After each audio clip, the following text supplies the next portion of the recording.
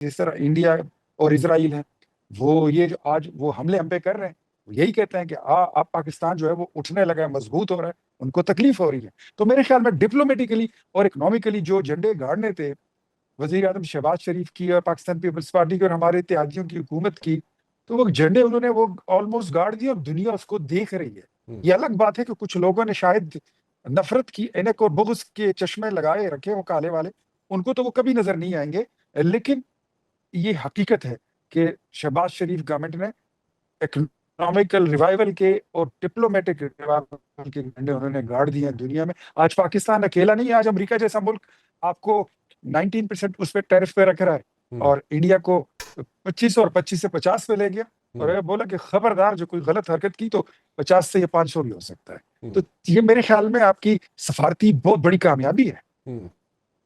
ٹھیک ہے، no doubt یہ diplomatically we have achieved a lot, اور ہم نے اس میں بہت مائلیج گین کی ہے آل اوور دا ورلڈ۔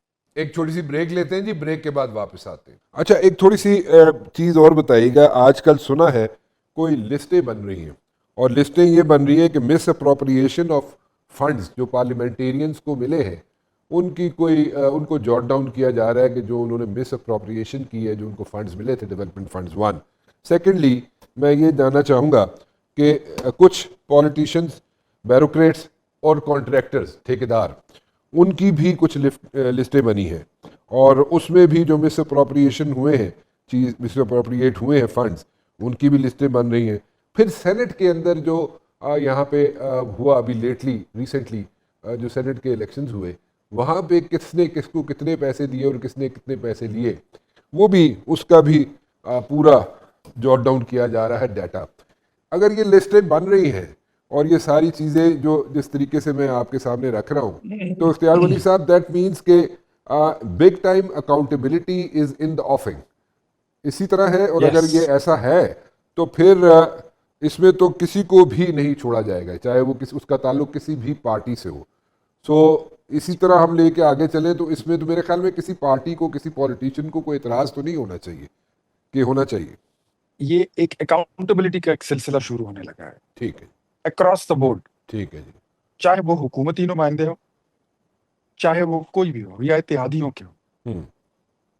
اگر مس اپروپریشن ہوئی ہے، کسی نے فنڈز کا مس یوز کیا ہے اور وہ استعمال نہیں ہوئے، پیسے کسی نے کھائے ہیں، چاہے وہ کسی بھی جماعت کے ہوں، ان کے خلاف کارروائی ہونے لگی ہے۔ ایک نمبر 2، اس میں جتنے بیوروکریٹس شامل ہیں، وہ ایک محکمہ ہے، اس میں جو ایک دو محکمہ ہے جو شاید اگر انہوں نے مل کر کسی کو سپورٹ کیا ہو، کسی کو انہوں نے وہ کیا، فیسیلیٹیٹ کیا ہو فنڈز کھانے میں اور خود بھی مل کر کھانے میں، تو ان کی بھی خیر نہیں ہے۔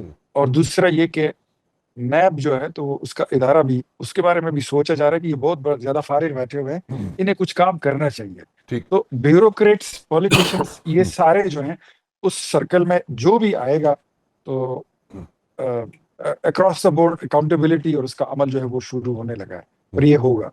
اور اس میں میرے خیال میں ایک بات پہ میں بہت کلیئر ہوں، شاید کسی کے جو بھی خیالات اور جذبات ہوں، لیکن جو وزیر اعظم شہباز شریف ہے نا، میں ہمیشہ کہتا ہوں یہ نواز شریف کا اپڈیٹڈ ورژن ہے۔ یہ وہ جس چیز کے پیچھے پڑ جائیں وہ چھوڑتے نہیں ہیں۔ اب میں آپ کو، راز صاحب آپ نے سوال نہیں کیا، میں آپ کو ایک اور انفارمیشن بھی دے دیتا ہوں۔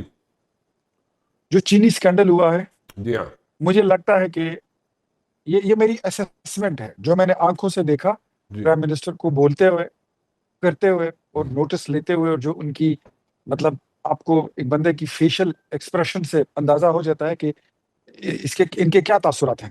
تو جو چینی اسکینڈل ہے، مجھے ایسا لگتا ہے کہ یہ پاکستان کی ہسٹری کا شاید یہ آخری اسکینڈل ہو، اس کے بعد کبھی یہ نہیں ہوگا۔ وہ اتنے سنجیدہ ہیں کہ وہ شاید کسی کو معاف کرنے کا وہ کوئی کسی کو بھی اسپیئر نہیں کریں گے، اور وہ چیزوں کا اتنی ہائی لیول پر اور اتنی سختی سے وہ اس کی لگے ہوئے ہیں، انویسٹیگیشن بھی کر رہے ہیں، پروب بھی کر رہے ہیں، اور ایک بندے کے خلاف کارروائی کا ارادہ بھی رکھتے ہیں۔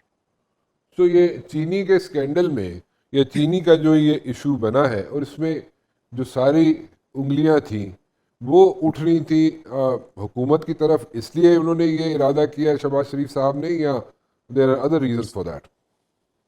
نہیں، وہ ان کو یہ بات بڑی بری لگی کہ یار ہر سال یا ہر 2 سال بعد یہ چینی کا اسکینڈل جو ہے یہ بن جاتا ہے. حالانکہ اس بار اس پہ کوئی سبسڈی بھی نہیں دی گئی تھی.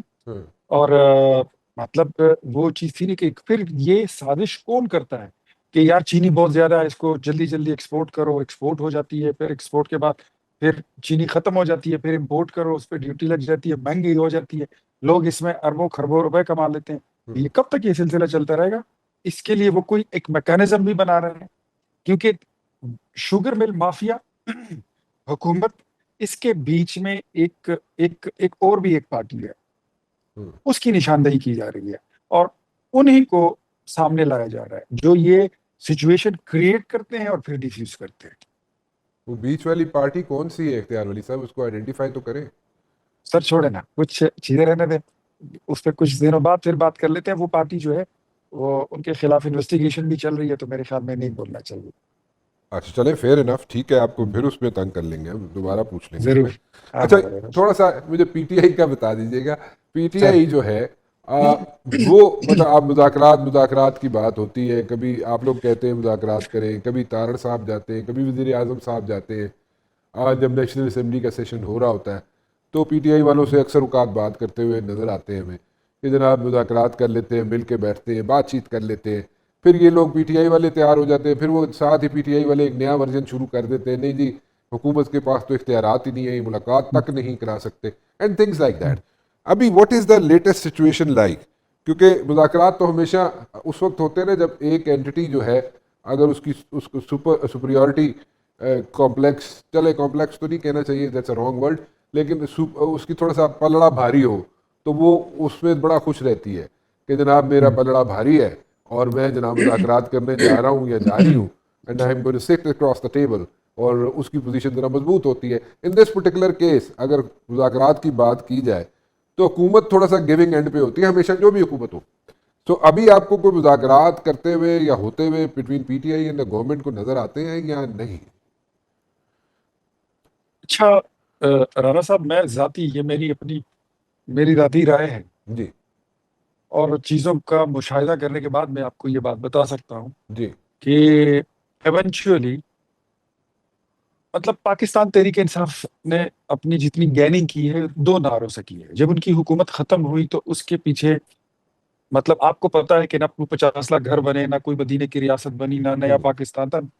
کوئی چیز ایسی نہیں تھی کہ جس کو آپ کہہ سکتے ہیں کہ مطلب یہ اپنے انتخابی نعروں میں کوئی چیز یہ ڈیلیور کر سکے ہو.